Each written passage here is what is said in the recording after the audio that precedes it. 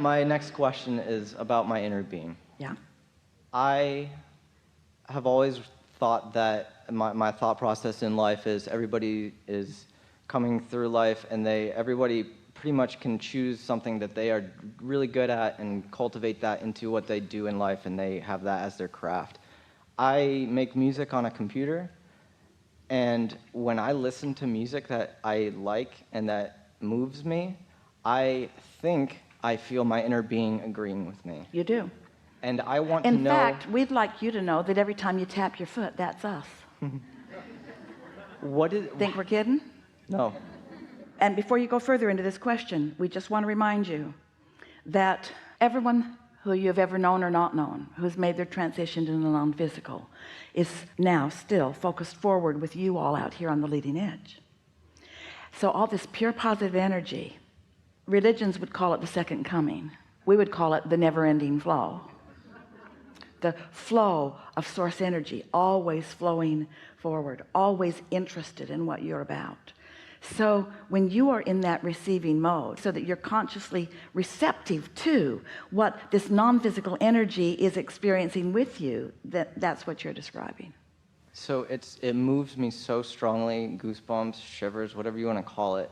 And I started listening to you about 5-6 months ago, and I've listened to a lot of your speaking on that matter of goosebumps and stuff like that. So if I listen to, and I also I appreciate rap, like Esther, and I also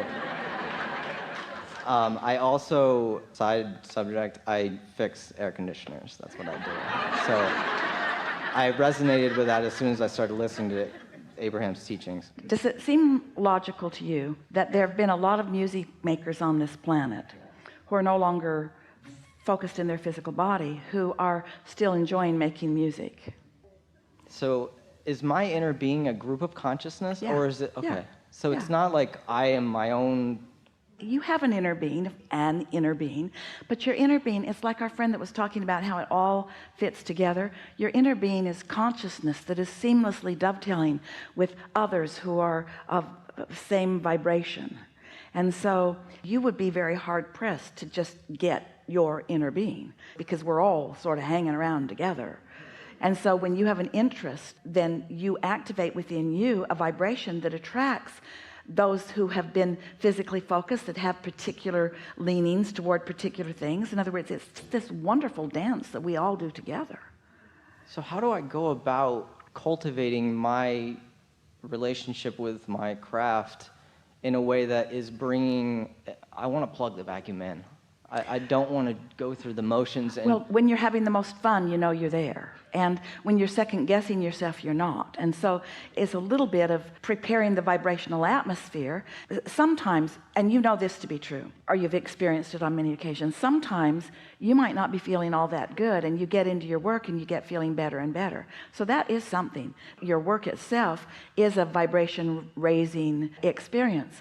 But if you were already tuned in, tapped in, turned on, and then the impulse to do something came to you, that's even better, because that means somebody else is all queued up to something. Where does inspiration come from? Inspiration comes from that receiving mode. For a long time we said to you, you create your own reality. You know that. And law of attraction abounds. You know that. And then we began talking about this vibrational reality that was becoming, and we even gave it the name vortex and wrote a couple of books about it, because we wanted you to accept the realness of it. And then we said, get in the vortex, get in the vortex, get in the vortex. And you said, we want to get in the vortex. How do we get in the vortex? We can't find the door to the vortex. And we said, get in the vortex, get in the vortex, get in the vortex. And then we began saying, what's in the vortex is of a frequency that you must match in order for there to be a blending. And so rather than thinking about getting in the vortex, we want you to see yourself next to the vortex, where you can hear what's going on and receive inspiration from the vortex. And so many musical masters, they were in that receiving mode. And when you know, this is the part that's hanging you up a little bit. You don't want to regurgitate something else. You don't want to copy somebody else's work. You don't even want to be a composer of several people's work and come up with something that's sort of a combination of all of that. But there is nothing new under the sun. Everything is a continuation of something that has been before. So rather than getting all wadded up in the idea that you want it to be original and you want it to be your work, instead let it come from the inspiration where all good work comes from, and you enjoy being the translator of the vibration of it, and don't question what the genesis of the inspiration was, and whether you call it Abraham or Jesus or John Lennon. It doesn't matter what name you give this energy. Do you see what we're getting? We know you get that. That is the resistance factor for you. You cannot miss this. Your desire is clear, it is unmissable, and it's going to be fun as it unfolds. And everything you've asked for about it is for sure. Just enjoy the unfolding of it. We're not kidding you. We've seen the stuff in there.